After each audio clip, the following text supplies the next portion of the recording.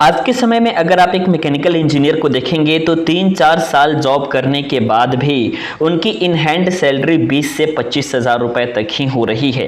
इसके पीछे लॉजिक ये है कि जो स्किल को वो गेन कर रहे हैं, जो काम उनको आता है, वो काम उनके साथ काम करने वाले सभी एम्प्लॉय को पता है, जिसके कारण उनकी सैलरी ग्रोथ नहीं हो पाती क्योंकि वहां पे कंपटीशन बहुत ज़्यादा बढ़ जाता है। तो इसलिए वो ग्रोथ नहीं कर पाते इंडस्ट्री में या फिर अन्य किसी भी जगह पे। तो आज का ये वीडियो अगर आप एक मैकेनिकल इंजीनियर हैं तो आपके लिए मोस्ट इंपॉर्टेंट होने वाला है, क्योंकि आज के इस वीडियो के माध्यम से हम आपको बताने वाले हैं मैकेनिकल इंजीनियरिंग के ऐसे टॉप 3 कोर्सेज के बारे में, जिस कोर्सेज को करके जिस फील्ड में आप जा करके आप 1.5 से 2 लाख रुपए महीने कमा सकते हैं। और इसके साथ ही साथ इस फील्ड में बहुत ज्यादा कंपटीशन भी नहीं है, क्योंकि इन सारी बातों के बारे में बहुत ही कम लोगों को पता है।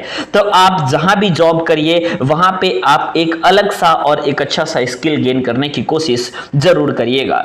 जॉब रोल नंबर 1 आपका है रोबोटिक्स एंड ऑटोमेशन इंजीनियर।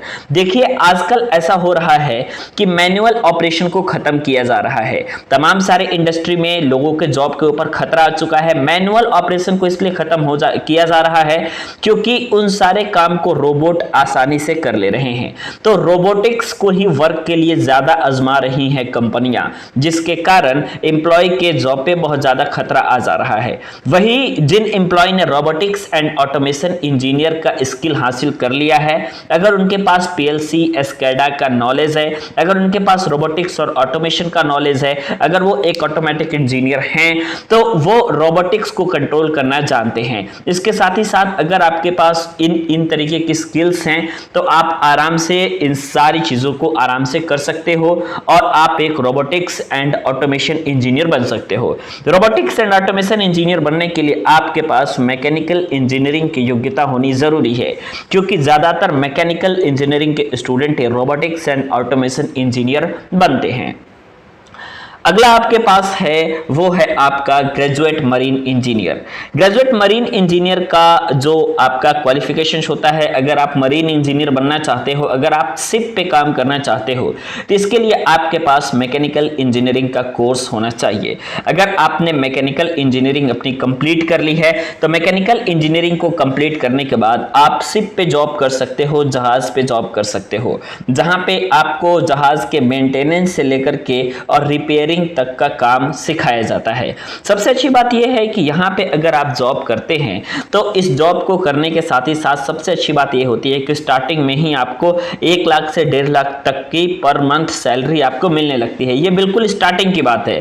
वैसे जैसे जैसे आप इसमें स्किल्स को गेन करते जाते हो वैसे वैसे आपको जो है इसमें सैलरी का इंक्रीमेंट बहुत ही तेजी के साथ होता है। इसके लिए आपको मैकेनिकल इंजीनियरिंग कंप्लीट करने के बाद आपके लिए सिर्फ और सिर्फ 1 साल का एक कोर्स होता है, वो है आपके मरीन इंजीनियर का, जहां पे आप किसी भी इंडिया के इंस्टीट्यूट से 1 साल का कोर्स कर सकते हो और वो भी आपको अच्छे इंस्टीट्यूट से करना पड़ेगा और उसके बाद आप जॉब में आ सकते हो। यहां पे आपका कंपटीशन बहुत ही कम है और सैलरी बहुत ज्यादा हाई है।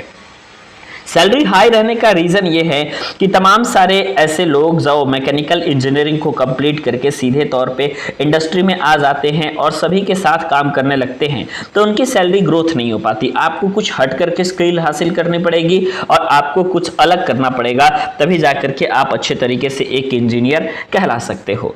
इसके बाद अगला आपके पास कोर्स आता है CFD एनालिसिस इंजीनियर का। CFD एनालिसिस इंजीनियर भी आप बन सकते हो और यह कोर्स करने के लिए आपको सबसे पहले मैकेनिकल इंजीनियरिंग कंप्लीट होना जरूरी है।